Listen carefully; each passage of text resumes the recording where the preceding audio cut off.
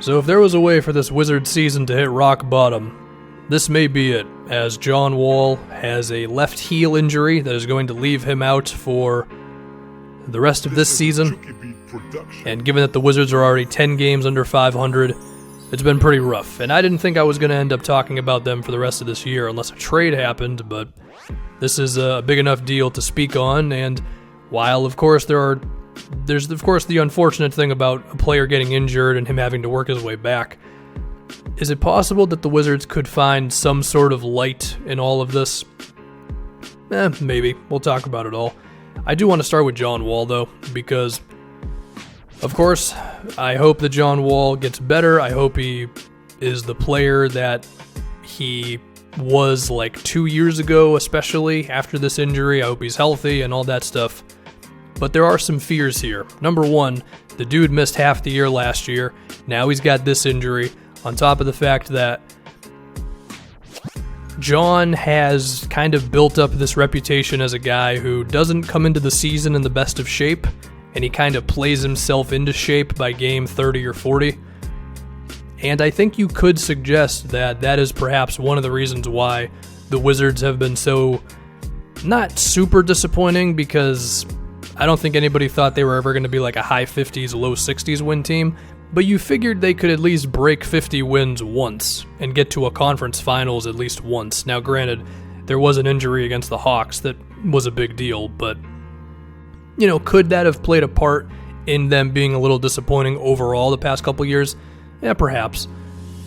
And now you've got this injury, so you've got a guy who's not always in the best of shape, and he's got to come back from another injury here, and he's getting closer to 30, and he's got that massive contract that has been talked about a million times.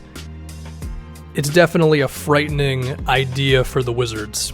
But even with that said, I do think once John Wall is back, he's going to be John Wall, right? Which is still one of the best passers, one of the best drivers in the league, and among all the criticisms you can throw at him with the jump shot and the attitude and all that, there are nights when he'll just put up like 27 points, 12 assists, and 7 rebounds while shooting like 10 free throws, and it's like, oh yeah, he's still got that in him. So I'm not losing all of my hope with Wall, but it's definitely teetering, and we'll have to see how he bounces back from this. Now if we can move on to the team, the question is, are they going to tank or are they going to go for it? I think they're going to go for it because this team is full of veterans, and there are some things you can learn about this team. Specifically, how good really are Bradley Beal and Otto Porter? Because those two are going to get the ball more now, and I'm pretty confident that Beal's going to do his thing while also playing like 45 minutes a night. What is Otto Porter going to give you? Is he going to go off the dribble and make plays happen? Is he going to be in pick and rolls? Is he going to have the occasional ISO, the occasional post-up? Is he going to be a little bit more reckless with pull-up threes and things like that? Or is he going to be the normal Otto Porter who, sure, the offense does not run through him enough, but even so, the guy is way too hesitant with his shot. I mean, for as good as he is, he needs to be taking more than, 3 threes a game? I mean, that's just doing yourself and your team a disservice.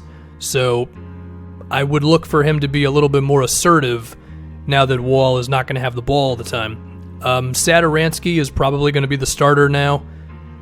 Sure, he's not going to give you the numbers that John will, but he's going to play defense. He's going to make the right play. He's not going to turn the ball over, hopefully that much.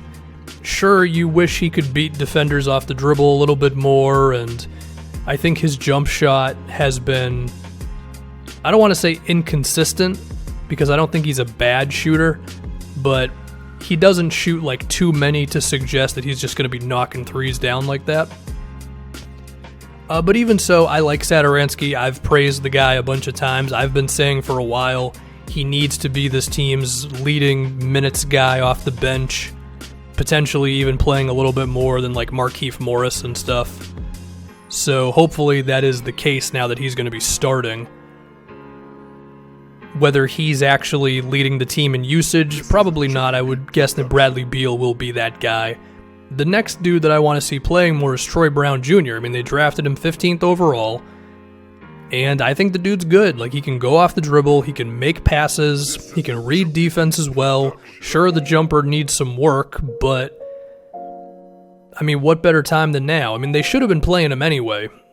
But especially now, you have to throw the dude in there. You got to see what he's got, and I think he could help these dudes out, because one problem this team has had is they don't have enough guys. Well, one, they don't really have a center. I mean, Thomas Bryant is doing what he can, but he can only do so much. But the other problem is, like, they need those dudes who are not trying too hard to prove something. They need the guys who are not afraid to just do the little things. Like, I feel like Markieff Morris, at his absolute best, can be that guy who plays defense and doesn't worry if he only shoots 4 times a game. But he's not consistent enough with that.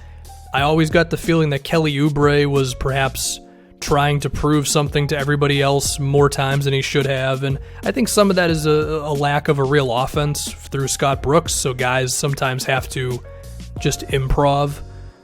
But even so, I don't get that feeling with Troy Brown. I feel like he's the kind of guy where it's like he's going to make sure everybody else is getting theirs, and then he's going to worry about himself later on. At least I hope. I mean, he could come in and start jacking up shots, which would be disappointing, but we'll have to see. But of course, Scott Brooks needs to actually play him, so there is that.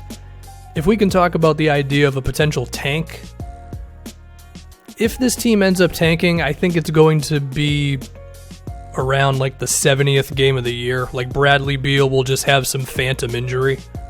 Could that be viewed as a good thing? I don't know. I mean, I think given how this year has gone, and given how the last few years have gone for this team, I don't think being bad is really a good thing for you. Now, granted, if you nail it on the draft pick and you get lucky enough to get someone who's really good right away, then that can make the whole situation look a little better kind of quickly, but that is quite a big risk, and I would guess not very likely. The other thing that we would look at with the future is this team is going to get used to playing without John Wall now, so when John Wall comes back, that could make it kind of awkward. Kind of like a Celtics passive aggressiveness going on. The difference being that could plummet the Wizards' season, whereas the Celtics managed to climb out of that. There is also a chance they're just going to be a little better without John Wall. I mean, look, they're 10 games under 500. I don't think we should act like there's a guarantee they're going to be even worse. So, yeah, who really knows what's going to happen with them, but there are some ways that you could make the best of this situation. Now, of course, it all could go even worse. Maybe Satoransky just shouldn't be playing that high of a role. Maybe Bradley Beal can't be the lead guard in an offense, not a good enough playmaker, things like that. Perhaps Otto Porter really just is this dude who doesn't want to shoot. There is also the fact that this team's center position is still pretty weak. I mean, I mentioned Thomas Bryant. Jan Mahimi's getting a few minutes. They're playing Markieff Morris at center occasionally. And then Dwight is out for quite a while here. That might be the biggest problem with them, where maybe the perimeter stuff is maybe a little underwhelming, but it can still be good enough for you to win some games, but then your center position is just so blah that maybe it's all for naught. I mean, this team is dead last in rebounding percentage, defensive rebound percentage, and they're third worst in offensive rebounding percentage. So it's really difficult to win in that scenario, because even if you are, let's say if you're good enough to be, I don't know, the 13th best offense and the 12th best defense, which could be good enough to get you into the postseason, especially in the East. But you're such a bad rebounding team that both of those stats drop down because you're just giving up offensive boards and you're not grabbing any yourself. That could be the difference of, getting 39 wins and 36 or something like that, which, hey, the East isn't that good. Maybe that would be the number to get into the playoffs. So I don't know what's going to end up happening. I guess if they could stay afloat until Dwight comes back, They could try to get some other big in free agency. I mean, I wouldn't be trying too hard to like go all out to win this year. But I guess if you could get somebody on a 1-year deal and that would be it, I guess it wouldn't be the worst thing in the world. But yeah. In a perfect world, if you could remove the human element, they could tank, but I don't think that's going to happen again. So yeah, that's it.